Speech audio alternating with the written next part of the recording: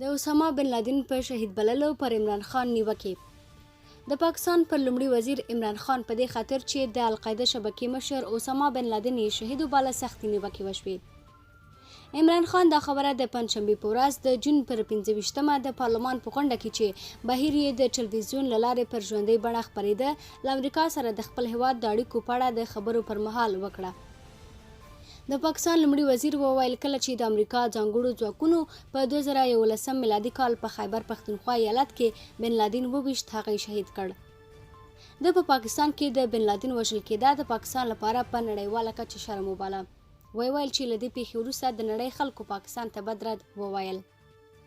د په ابیډاباد کې د بن لادن پر پټنځای د امریکایي ځواکونو حملې ته په اشاره وویل چې پر پاکستان یرغل وکړ او بیا یې په دې خاطر وغنده چې پاکستان بن لادن په هغه موده کې چې په پاکستان کې و نه و ورسپارلی.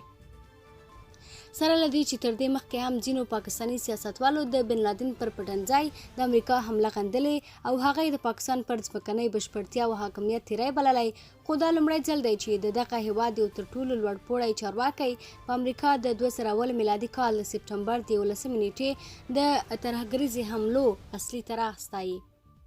پاکستان رسما د بن لادن د اوسېدو او پټېدو له ځای انکار کاوه، خو ځینې وایي چې د دغه هیواد استخباراتي اداره ښایي چې له دې خبره وه چې بن لادن په کوم ځای کې دی او له دې تروریستي شبکې سره یې د افغانستان د پالیسۍ په لړ کې همکاري کوله. عمران خان چې نیوکې کوونکي یې ځینې وخت په دې خاطر چې د طالبانو څخدریزو ډلو ملاتړ کوي طالبان خان هم بولي. په پارلمان کې له خبرو وروسته د اپوزیسیون او خواله رسنیو له نیوکو سره مخ شو.